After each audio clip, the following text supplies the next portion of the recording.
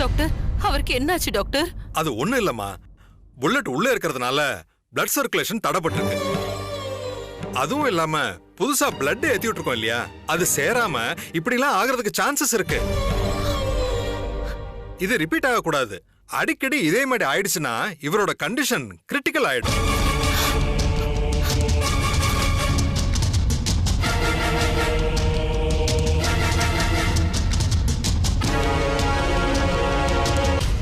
நீங்க அவர் பக்கத்திலே இருந்து கேர்ஃபுல்லா பாத்துக்குங்க. நாங்களும் பெஸ்ட் ட்ரீட்மெண்ட் தான் தரோம். இதே மாதிரி மறுபடியும் ஆச்சுன்னா என்ன கூப்பிடுங்க, நான் வரேன். சிஸ்டர் டாக்டர் இவர் கூடவே இருந்து கேர்ஃபுல்லா பாத்துக்குங்க. Okay doctor. ஓகே.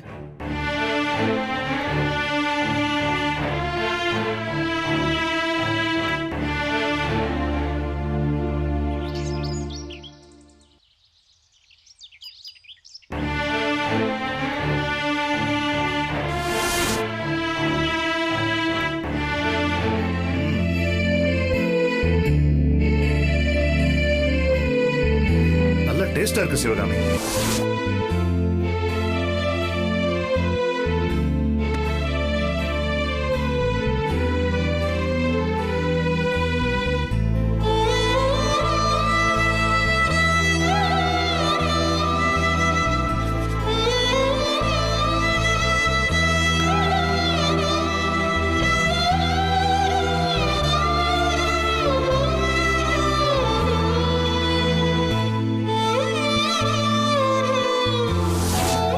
புரிஞ்சுக்கிற தன்மை உள்ள ஒரு தங்கச்சி எனக்கு கொடுத்ததுக்கு நான் கடவுளுக்கு தான் நன்றி சொல்லணும். ஓம் பாஞ்சஜன்யதராய நமஹ, ஓம் யாதவேந்திரசிகாய நமஹ, ஓம் வேணுகான விசாரதாய நமஹ. பூ எடுத்து பிரார்த்தனை பண்ணி போடுங்க.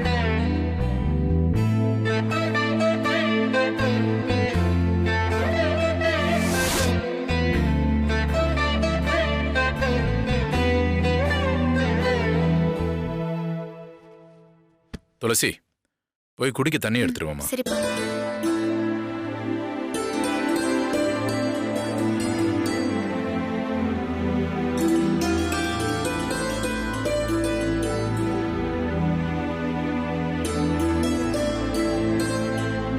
என்னங்க, அண்ணன் இப்ப எப்படி இருக்காரு?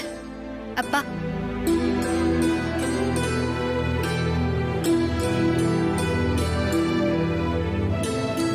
அப்பா மாமாக்கு எப்படிப்பா இருக்கு? இப்பதாம்மா டாக்டரை பார்த்து பேசுன. மாமாவோட கண்டிஷன் கிரிட்டிக்கலா தான் இருக்கான்.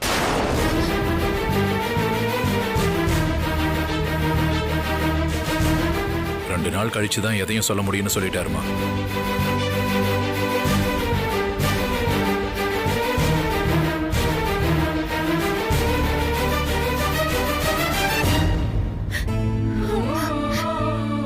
அம்மா ஒன்னும் இல்லம்மா, அழாத. மாமா பொழைச்சு பாருமா.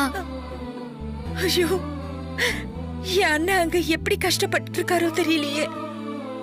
அவர் உயிருக்கு போராடிட்டு இருக்கும் போது என்னால இங்க இருக்க முடியாது. நான் உடனே என் அண்ணனை பார்க்கணும். சிவகாமி, மாமாவை யாருமே பார்க்க முடியாது. ஐசியூல டாக்டர்ஸோட அப்சர்வேஷன்ல வச்சிருக்காங்க. பைரவிய கூட மாமாவை பார்க்க விடல. எங்க அண்ணனுக்கு ஒண்ணும் ஆகாது இல்ல? அண்ணன் பொழைச்சுக்குவார் இல்ல? சிவகாமி, மாமாவுக்கு ஒண்ணும் ஆகாது. மாமா பொழைச்சு வந்து 100 வருஷம் நல்லா இருப்பாரு. பயப்படாத, தைரியமா இரு.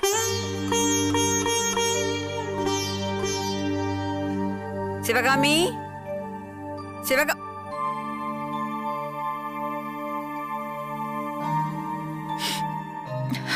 வாங்க அத்தை. உன் அண்ணன் ராஜராஜனுக்கு இப்ப எப்படி இருக்கு? 2 நாள் கழிச்சுதான் எதையுமே சொல்ல முடியும்னு டாக்டர் சொல்லிட்டாங்களா? அப்போ ராஜராஜன் பொழைக்கிறது கஷ்டங்கிறியா?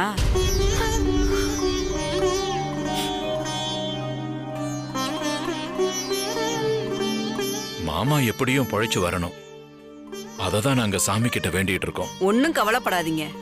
ராஜராஜனை பொழைக்க வைக்க நான் ஒரு யோசனை சொல்றேன், செய்றீங்களா? சொல்லுங்க அத்தை, கண்டிப்பா நான் செய்யறேன். ஆமா பாட்டி, என்ன செய்யணும்னு சொல்லுங்க, நாங்க செய்யறோம். நம்ம மலை கோயில்ல இருக்கிற பச்சையம்மன் ரொம்ப சக்தி வாய்ந்தவ. அந்த அம்மனை வேண்டி விரதம் இருந்து மலை கோயில் படிக்கட்டுக்கு முட்டி போட்டு ஏறி மஞ்சள் குங்குமம் வச்சு கற்பூரம் ஏத்தி முட்டி போட்டுக்கிட்டே மலை ஏறி வரதா வேண்டிக்கிட்டு செஞ்சீங்கன்னா எப்பேற்பட்ட வியாதி ஆனாலும் குணமாயிரும்.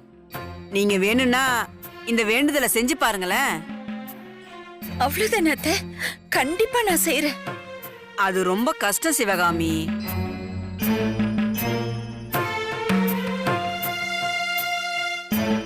மலை கோயில்ல மொத்தம் 300 படிக்கட்டு இருக்கு. ஒவ்வொரு படிக்கட்டுக்கும் மஞ்சள் குங்குமம் வச்சு முட்டி போட்டுக்கிட்டே மேலே ஏறணும்.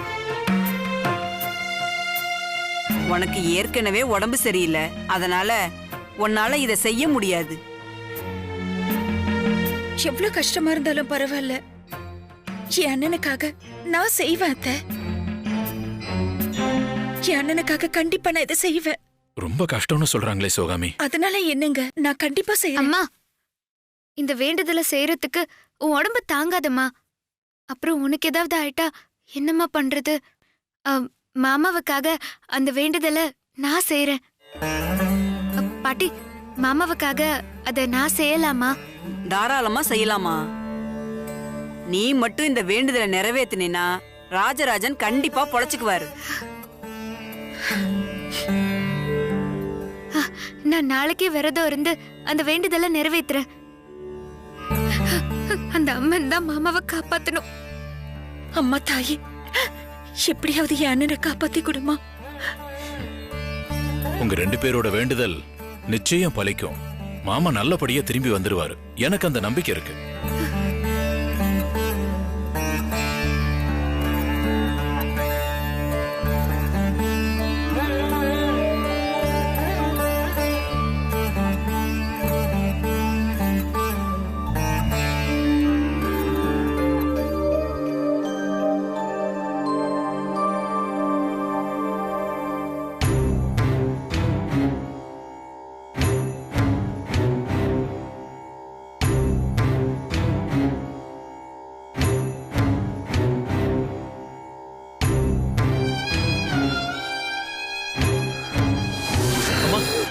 அப்பா மூச்சு விடுறதுக்கு சிரமப்படுறாருமா.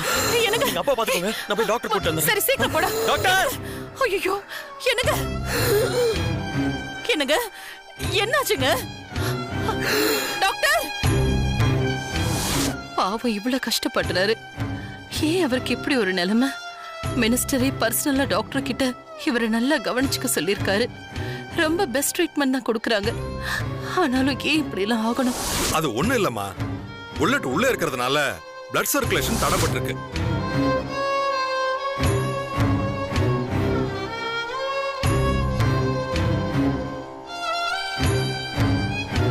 அதுவும் இல்லாம புதுசா பிளட் ஏத்தி விட்டுருக்கோம் இல்லையா, அது சேராம இப்படி எல்லாம் ஆகிறதுக்கு சான்சஸ் இருக்கு. இது ரிப்பீட் ஆக கூடாது. அடிக்கடி இதே மாதிரி ஆயிடுச்சுன்னா இவரோட கண்டிஷன் கிரிட்டிக்கல் ஆயிடும்.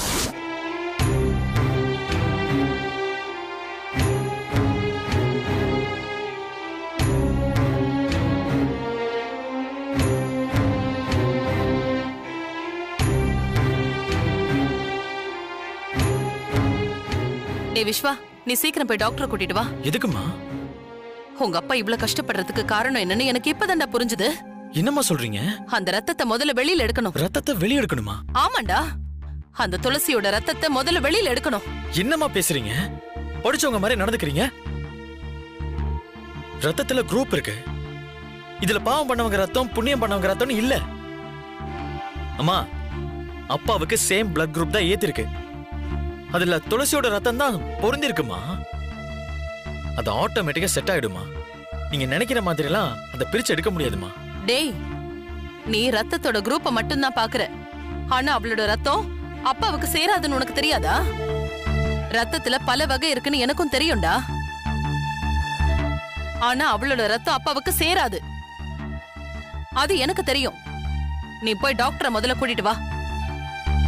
அப்பாவோட உடம்புல இருந்து முதல்ல அவ ரத்தத்தை பிரிச்சு எடுத்தாதான் அப்பா உயிர் பழைப்பாரு. போடா, போய் சீக்கிரம் கூட்டிட்டு வா. அம்மா, முதல்ல கொஞ்சம் அமைதியா இருங்கம்மா. அப்பாவுக்கு உடம்பு சரியில்லாம போனதுல இருந்து உங்களுக்கு என்ன பேசுறோம் என்ன பண்றோம்னே தெரிய மாட்டேங்குது. ஏதோ பேசுறீங்க, என்னமோ மாதிரி நடந்துக்கிறீங்கம்மா. ரத்தம் கொடுத்து காப்பாத்துறவங்கள மனுஷங்களா இல்ல கடவுளா தான் நம்ம மதிக்கணும். அது உயிரை காப்பாத்துறவங்கள. ஆனா இவன் உங்க அப்பா உயிரை எடுக்கல வந்திருக்கா. அம்மா இப்படிலாம் பேசாதீங்கம்மா.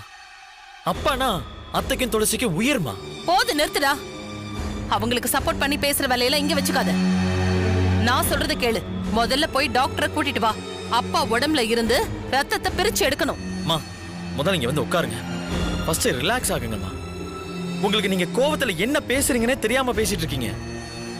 நீங்க சொல்ற மாதிரி உடம்புல ஏத்தன ரத்தத்தை தனியா பிரிச்செல்லாம் எடுக்க முடியாதுமா. அதுதாம்மா சயின்ஸ். அப்பாவுக்கு ஏத்தன ரத்தத்துல இது அப்பாவோட ரத்தம், இது துளசியோட ரத்தம்னு பிரிக்க முடியாதுமா. அதை நீங்க ஃபர்ஸ்ட் புரிஞ்சுக்கோங்கம்மா. இல்லடா. அம்மா நீங்க கொஞ்சம் அமைதியா இருங்கம்மா. நீங்க சொல்ற மாதிரி செஞ்சா அப்பா உயிருக்கு தான் ஆபத்தாகும். நீங்க ஃபர்ஸ்ட் கொஞ்சம் அமைதியா வந்து உட்காருங்கம்மா. நீங்க கற்பனையில பேசுறீங்களா இல்ல துளசி மேல இருக்கிற கோவத்துல பேசுறீங்களான்னு சத்தியமா புரியலம்மா. விஸ்வா, அம்மா நான் உங்க மேல கோவப்பட்டு சொல்லல. நீங்க கொஞ்ச நேரம் அமைதியா உட்கார்ந்து யோசிச்சு பாருங்களேன். அப்பாவுக்கு முடியாம இருக்கிறது எனக்கும் வேதனையா தான் இருக்கு. நீங்க அந்த வேதனையில தான் இப்படி எல்லாம் பேசுறீங்க. நீங்க கொஞ்சம் தைரியமா இருங்கம்மா. அப்பாவுக்கு ஒண்ணுமே ஆகாதுமா. அம்மா முதல்ல இந்த தண்ணி குடிங்க. எனக்கு தேவையில்ல, நீயே குடி. அம்மா தேவையில்லாம நீங்களும் டென்ஷன் ஆகி என்னையும் டென்ஷன் பண்ணாதீங்கம்மா. டேய், நான் சொல்றது உனக்கு புரியவே இல்லையா?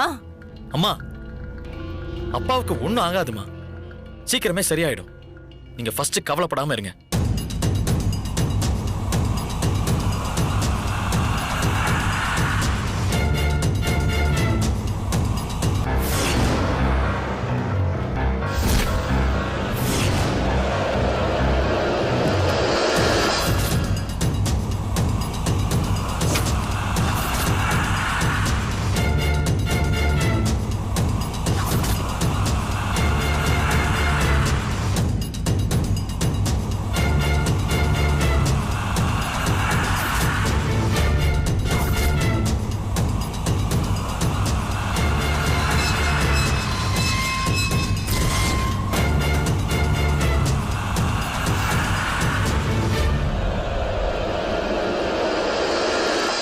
சிவகாமி, சிவகாமி,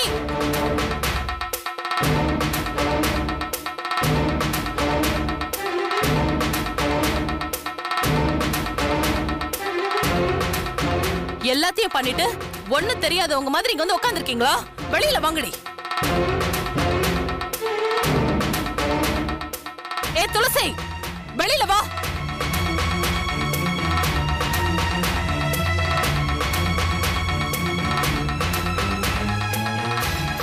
ஏய், வெளியில வாங்கடி.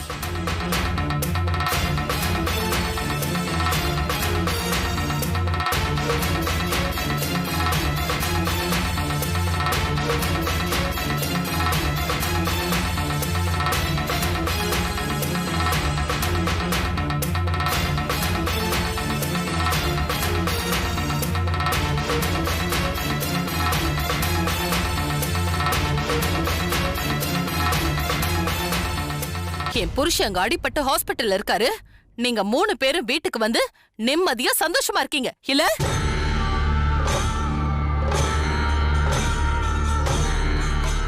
கொலைகாரன் கிட்ட இருந்து உன்னை காப்பாத்துறதுக்காக என் புருஷன் உயிரையே பணைய வச்சிருக்காரு.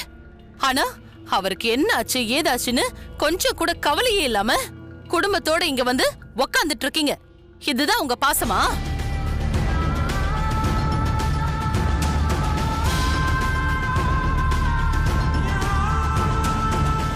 என்ன நீ இப்படி பேசுறீங்க? அண்ணனுக்கு இப்படி ஆயிடுச்சேன்னு நாங்க படுற வேதனை எங்களுக்கு தான் தெரியும். நாங்க வேதனையில துடிக்கிறோம் அண்ணே. அதனாலதான் வீட்ல வந்து உக்காந்துட்டு இருக்கியா? அவ்வளவு பாசம் இருக்கிறவ அங்கல்ல இருக்கணும், ஏன் இல்ல? நீங்க தான் எங்களை பார்க்கவே விடலையே. போன நீங்க தானே நீ துரத்துனீங்க. நான் போன்னு சொன்னா போயிடுவீங்களா? வீட்டை காலி பண்ணிட்டு இந்த ஏரியா விட்டே போங்கன்னு சொன்ன, போனீங்களா?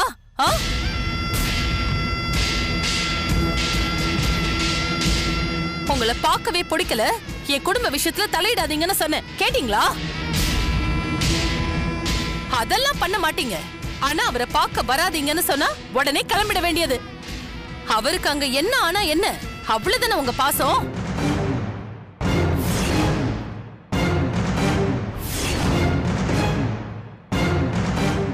போதும்டி. நீ வடிக்கிற முதல கண்ணீரை உண்மைன்னு நம்புறதுக்கு நான் ஒண்ணும் அண்ணன் கிடையாது. நான் பைரவிடி. பாசம் இருக்கிற மாதிரி நடிச்சு ஏமாத்த வேண்டியது. சீ.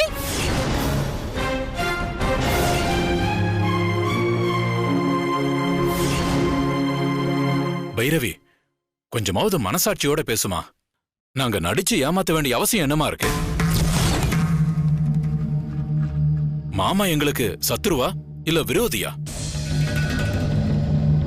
ஒரு மனுஷன் உயிருக்கு போராடும் போது எதிரியா இருந்தாலும் எல்லாரும் வேதனை தான் படுவாங்க, சந்தோஷப்பட மாட்டாங்க. உனக்கு இருக்கிற அதே வேதனை எங்களுக்கும் இருக்கு. ஏதோ நம்ம போராத காலம் விதிவசமா அப்படி நடந்துருச்சு. அதுக்கு யாருதான் என்ன பண்ண முடியும்?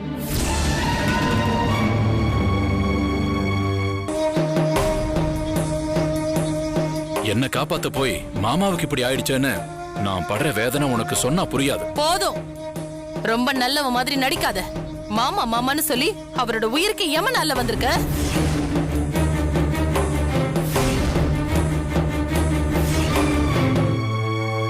ஓ மேல உசிரிய வச்சிருந்தவருக்கு நீ என்ன பண்ண? அவர் மேல அவ்வளவு அக்கறை இருந்திருந்தா, பாசம் இருந்திருந்தா நீ என்ன பண்ணிருக்கணும்? அவரை காப்பாத்தி இருக்கணும்ல. ஏன் காப்பாத்தல?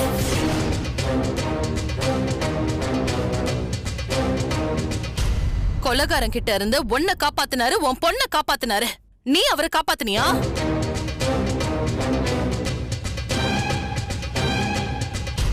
உன் பொண்ணை காப்பாத்த தெரிஞ்ச உனக்கு அவரை ஏன் காப்பாத்த தெரியல?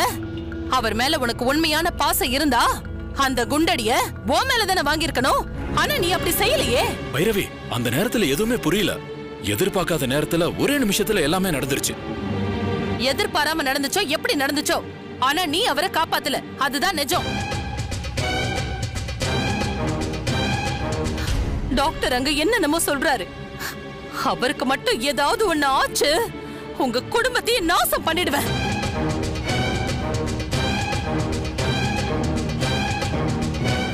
ஏய், ஆளை பார்த்துட்டு அழுது ஆர்ப்பாட்டம் பண்ணாதடி. உன்னோட தாலியும் குங்குமமும் பத்திரமா தான் இருக்கு. நான் தாண்டி பயத்துல சாவுறேன். எல்லாத்துக்கும் காரணம் நாங்க தானா? போலீஸ் வேலைங்கிறது கத்தி மேல நடக்கிற மாதிரி உயிரையே பணைய வச்சு பாக்குற வேலை. எப்ப வேணாலும் என்ன வேணாலும் நடக்கலான்னு மாமாவே நிறைய தடவை சொல்லிருக்காரு. மாமா எத்தனையோ ஆபத்தை சந்திச்சிருப்பாரு. அந்த மாதிரிதான் இப்போ நடந்திருக்கு. இதுக்கு காரணம் நாங்களா? உனக்கு ஒண்ணு ஆகல, நீ பேசுவடி. நீ அங்க போகலன்னா கொலகார அவரை சுற்றுப்பானா? உன்னை காப்பாத்த போய் தாண்டி அவர் ஆபத்துல இருக்காரு. பொதுமக்களை காப்பாத்த வேண்டியது போலீஸோட வேலை. அந்த இடத்துல நான் இல்ல, வேற யார் இருந்திருந்தாலும் மாமா அவங்களதான் காப்பாத்திருப்பாரு. நாங்க தான் தப்பு பண்ணிட்டோங்கிற மாதிரி பேசாதீங்க. மாமா எங்களை உயிரை கொடுத்து காப்பாத்திருக்காரு. அந்த உயிரை நாங்க மாமா மேல வச்சிருக்கோம். அனாவசியமா எங்களை பத்தி தப்பா பேசி உங்க மரியாதையை கெடுத்துக்காதீங்க. என்னடி, எனக்கே புத்தி சொல்றியா? இத பாரு, இது என் மாங்கல்ய சம்பந்தப்பட்ட விஷயம். என் தாலிக்கோ மஞ்சள் குங்குமத்துக்கோ ஏதாவது பங்கம் வந்துச்சு, இந்த பைரவி பத்ரகாளியா மாறி உங்க குடும்பத்தையே உரு தெரியாம பண்ணிடுவா.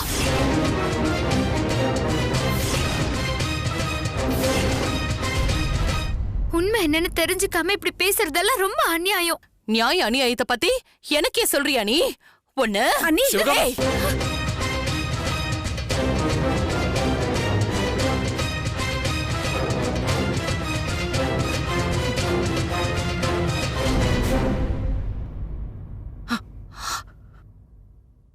நீ எல்லாம் உருப்படவே மாட்டடி, உருப்படவே மாட்ட.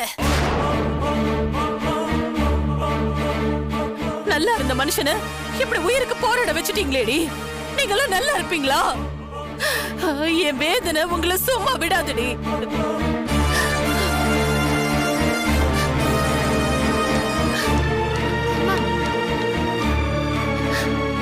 நீங்களும் நல்லாவே இருக்க மாட்டீங்க.